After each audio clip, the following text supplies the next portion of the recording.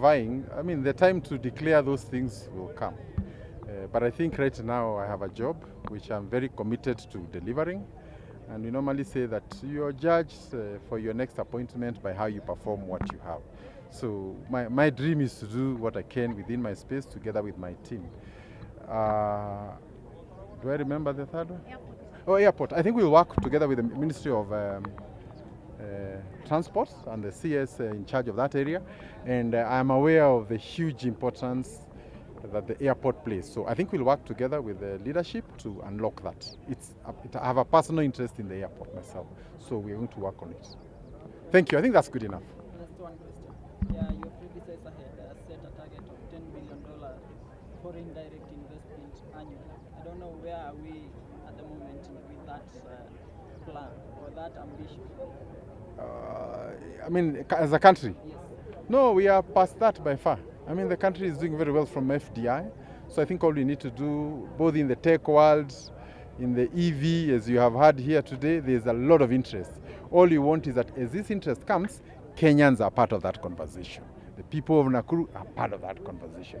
And that's why we need to align between the FDI conversation and the Wanjikos here on the ground. Because really, Kenya will be developed by Kenyans. And I think that's really the message you want to have.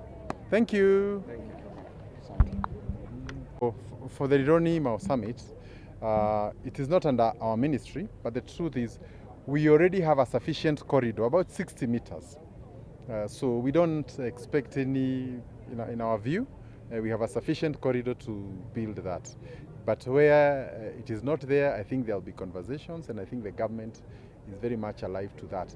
But there is enough space. If you drive from here to Rironi, you will realize the space left is very huge. Maybe the issue would be within the urban centers like Nakuru, and I think that's where the conversation of a bypass would be a good discussion. So I think those are good discussions, and you want to encourage the county and Kenha and everybody involved in it. Instead of us talking about it when it has already started, this is the time to engage in those conversations. On the BBC report on child prostitution, I think it's a very serious matter. And I think the authorities must address it, social services must address it. But I think it's also good to say that, there's also a sense in which some of our countries are, they only get publicity when it's a bad thing. There are 1,000 great things happening around here. And I'm not trying to underrate prostitution, but it is all over the world, including even in that place where they come from. So I think also we should not allow ourselves to be distracted. It's a small issue to the extent that it is localized, and even at the county level, it can be addressed. However, it does not mean my Mahiu is one big, no, that it's small, localized, and I think I want to urge the county, together with the social services, to address it. Fanya wale wawekezaji kuwa na very unpredictable tax regimes. What is your ministry and the government doing? Yeah. Okay, so I think the issue of what the government is doing to try and create a stable tax policy, because if you're coming to invest in a country that changes its tax every 12 months, and the investment is for 20 years or 10 years, then you are in for a very uncertain tomorrow. So I think we're working on a tax policy, and I think it's for that reason that you've heard the president say that there must be better working engagement between parliament and the executive, so that also we don't introduce changes that negate the very purpose for which taxation is supposed to have. That is in support manufacturing, increase wealth, increase employment, and so on. But in the past, we've had a bit of a disjointed situation where government makes these proposals, but what finally comes is completely different. And I must say that has been a major handicap. And we are seeking that there'll be a dialogue around how can we improve this, how can we avoid that in future, so that when you talk to investors, we can tell them for the next 5 years, this is what to expect. And I think these are issues that are very important in creating a stable business environment. Thank you. Thank you very much. So, are we ready? You guys ready?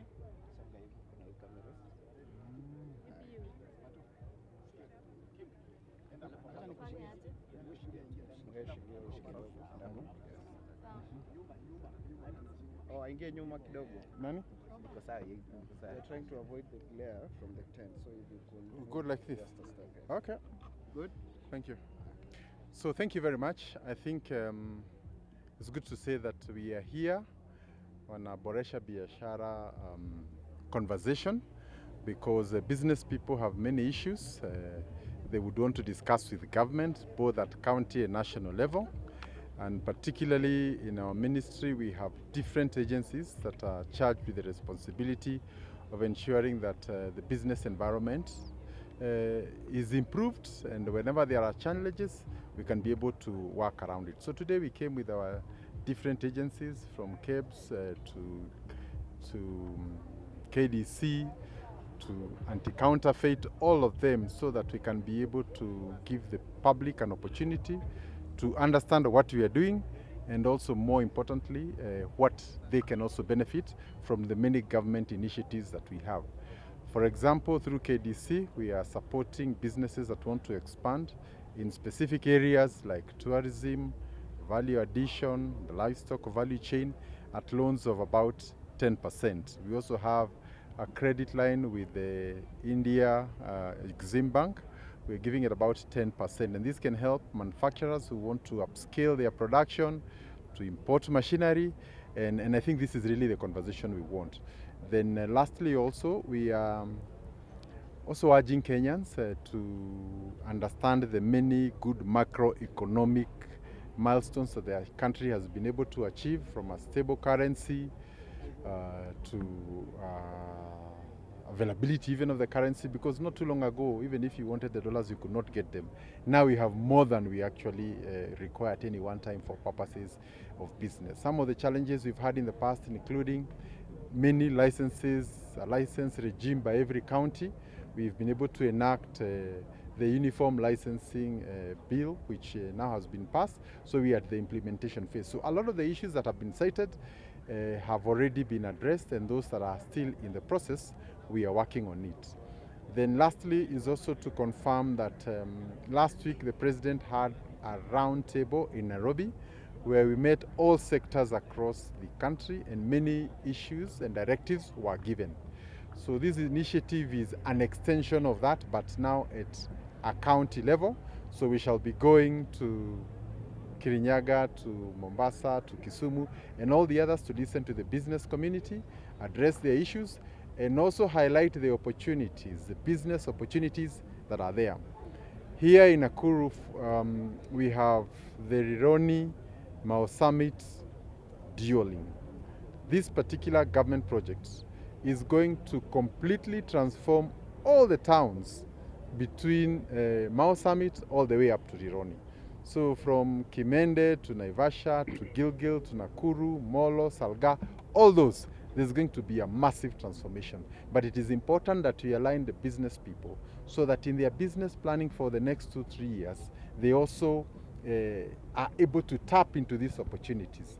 The real return on investment on any government project is the private citizens being able to take advantage of that particular project, increase the output, employ more people, and together we can be able to have a conversation that is looking to address some of the challenges that we have been having. So those are the broad issues we are trying to look at, and also to listen to the public. And the county was there to address issues to do with the county, security, and all the other aspects.